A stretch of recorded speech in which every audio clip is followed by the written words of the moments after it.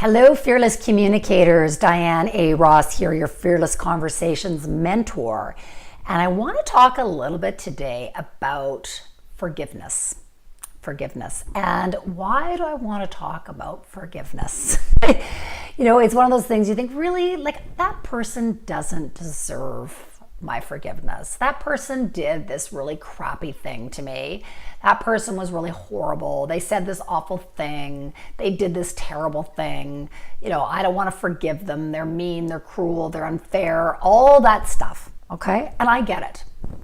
I've been there. I know what you're thinking. And I have really struggled myself with this whole idea of forgiveness, because somehow I thought if I forgave that I'm condoning the behavior of that person, and I don't want to do that. And it's really struck me recently that forgiveness, even though I'd heard this before, but it struck me in a different way, that forgiveness it's about really clearing the space for myself. Right? So it's not about forgetting what somebody's done. It's not about saying that it's okay. It's more like, I don't want to hang on to that. I want to let go of it. It's not pleasant. And I'm sure you've heard this quote before, and I just want to share with you because it's so great. It's, not forgiving someone is like drinking poison and expecting the other person to die. I just want to read that one more time. Not forgiving someone is like drinking poison, expecting the other person to die. And isn't that so true? We end up being the ones who suffer. Now, having said that, forgiveness, we forgive, but we don't have to forget. Okay?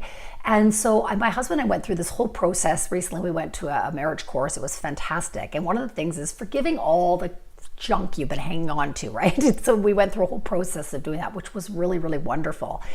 And a couple of weeks after we got back, an old, as often is the case in relationships, sort of an old conflict or issue that we've had come up over and over again reared its ugly head.